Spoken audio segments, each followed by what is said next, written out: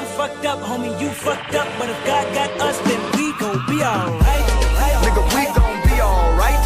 Nigga, we gon' be alright. What's the word, people? It's your boy, J-Man89 Boy, and y'all already know what time it is. Spider-Man Homecoming came out Saturday. I saw it yesterday, the 8th, and now I'm doing a review on it today, the 9th. And man, oh motherfucking man. First things first, before we get into this is a spoiler-filled review. So if you don't want to see no spoilers, I advise you go check out somebody else who didn't do a fucking spoiler review, because I'm all for spoiling shit. So, man, Spider-Man Homecoming. You know, every Spider-Man movie that came out, when I saw it, I liked it. Even Spider-Man movies that people deem to be horrible, like Spider-Man 3 or Amazing Spider-Man 2, I loved them. Especially Amazing Spider-Man 2. I don't see how people thought that was a bad movie. There was some things wrong with it, but I don't know. And it was weird though, because like I could have sworn when that movie first came out, it got a whole bunch of reviews and everybody was saying it was the best Spider-Man movie ever, and now everybody say that shit is garbage. But I don't know. It was weird to me. But Spider-Man Homecoming, man, when I tell you that's the best fucking Spider-Man movie ever, that movie was fucking solid, bitch. I'm talking about like a rock. That movie was hella fucking fire. I'm talking about flaming hot Cheeto levels of fire. That shit was great. And it just, man, it was so good, man. Like, I don't know, man. That movie was definitely, it was great. Tom Holland did an excellent job as Spider-Man. I definitely say he is the best. He has the best portrayal of Spider-Man right now. He did the nerdy aspect and the sarcastic asshole Spider-Man act perfectly. Like, if you were disappointed with his performance in Captain America Civil War, then I highly recommend that you give Homecoming a try. I guarantee you won't be disappointed. And if you are disappointed, you didn't hear me. You didn't hear that from me. Anyway though, yes, man, Spider-Man Homecoming was just it was a masterpiece, man. Like, so like to sum things up real quick, like Spider-Man, like, you know, it takes place after Civil War. Tony Stark drops him off back at home. The movie starts off with him vlogging about his stuff from Civil War and stuff, and I thought that was really cool. It kind of reminded me how we do our own vlogs on here. And like, he's basically, Tony Stark like, I'll give you a call and shit if I need you for something else, and he's just waiting and waiting, because, you know, he's a little kid. He just wants to be a superhero. He wants to be an Avenger. He wants to help people and shit. And so like, he does that, just waiting. He's just doing small crimes and stuff. I thought something that was really funny, like, he thought somebody was stealing a car, right? And so he waves them to the car and slams their face on there. It's like, he was like, stop stealing cars. And then they was like, it's my car, dumbass. And I'm like, he's still a rookie. I like, but it was definitely great. So like, you know, he goes into this, it's just pretty much that for real. He just wants to prove himself to Tony Stark for real and all of that. And then Vulture comes in and stuff, and he's making high-tech weapons and shit from the Avengers battles and shit. He going to where they fought and taking the alien tech and making weapons out of it. And I thought it was pretty cool. And matter of fact, I thought like Vulture was actually a pretty relatable villain in this game.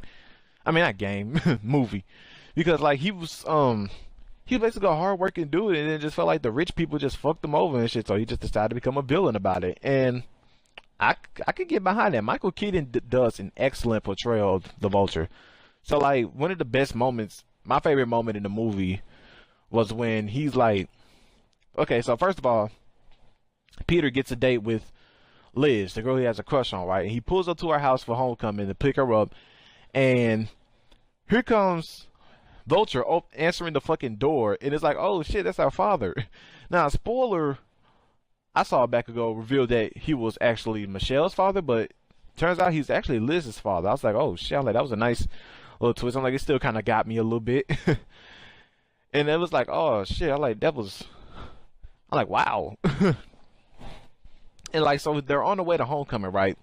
And he drops them off, and he lets Liz get out the car. But like, while they're on the way there, like, Liz is talking about Spider-Man and shit, because he came to save them when they went to this little competition shit. And she's all like, you just disappeared. But Spider-Man was there and everything. I was like, you probably went to get him or some shit. And then Vulture was just putting it together. He's like, oh shit, like, this little motherfucker is Spider-Man. I'm like, it makes sense. He a little kid.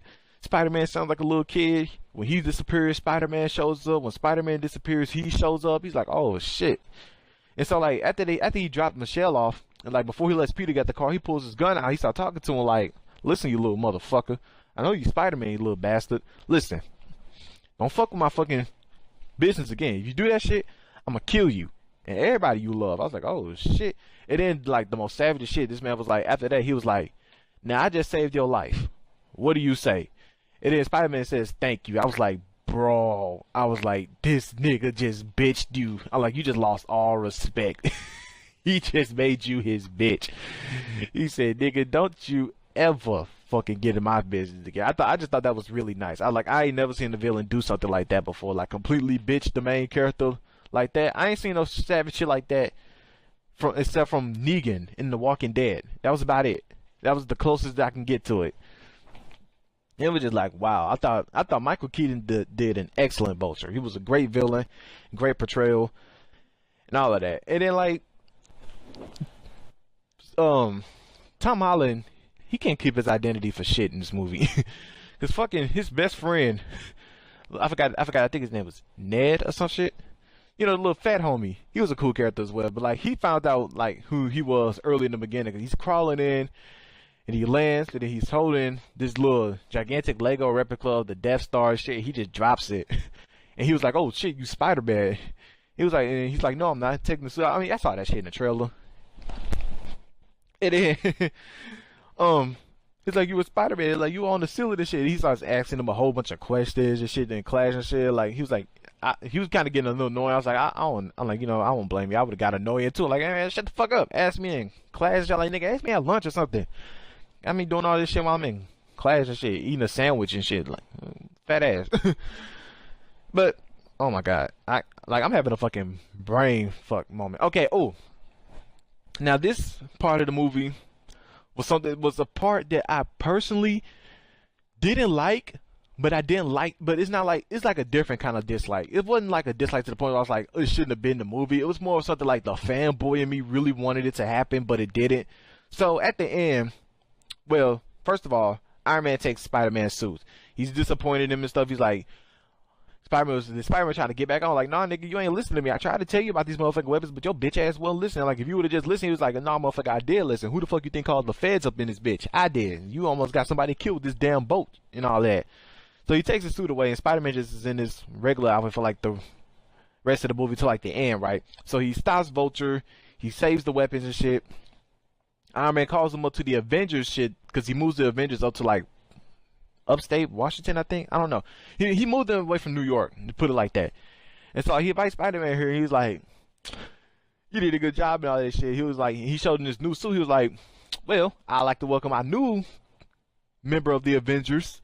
He's like, "I'll show you your quarters and all that." And I was fucking geeking out, nigga. Like I was just clapping. I was like, "Fuck yeah, this nigga about to be an Avenger." I'm like, that's what I wanted. I'm like, that's the whole reason I wanted this nigga to be in the fucking Marvel Cinematic Universe, so he could be an Avenger. This motherfucker says no. He's like, "I'm good." I was like, "Bitch." It's like he personally heard me getting hyped, and he said, "Calm your black ass down." No. But like, I was so pissed off. I was like, ugh. That dropped my fucking rating of this movie from a 10 to a 9.5. Now, and before y'all get your panties in the bunch, understand that is very fucking. Understand that that's very nice of me, because I really wanted him to become an Avenger. So to just drop it by 0.5 points, that's not bad. I see that pretty generous. And like, I understand why he did it. Cause I was like, so he's just gonna stop being in New York and all that? He's just gonna leave his friends behind? You just gonna leave this world universe behind? So I can understand it. But like, the fanboy in me really wanted him to become an Avenger right then and there. I was like, ah, fuck. I'm like, maybe next time. I'm like, probably after he does 2 and 3, then he'll probably become an Avenger. But I'm like, oh well. I'm like, it's nice. It's good enough. Now, one thing people were getting pissed off about was the end with Michelle, the character Zendaya was playing and shit. And like, she was just like this little snarky little smart ass. I'm like, I couldn't be friends with you. You would piss me off always being a smart ass and shit. We'll have to fight. But like, at the end, like, she becomes the captain of their little team, right? I think it was the debate team that they were in, or some shit. And she's like, "My friends call me MJ." Now I don't know, that pissed everybody off, because they basically sent her up to be Mary Jane, like his next love interest. I'm like, I don't think so, but like, she seems to take a liking to Peter, so it might happen. But I mean, like, one thing I like about telling a new story is there's always multiple ways you can do it. So Don't get pissed off if it doesn't turn out the way that you want it to be. But overall, man, Spider-Man Homecoming, definitely the best Spider-Man movie ever. I give the movie a 10 out of 10. Go see this shit right now if you haven't seen it already. It's definitely one of the better films I've seen this year. So, yeah, go see that shit. 10 out of 10. The fuck you waiting on? Hey. Hey.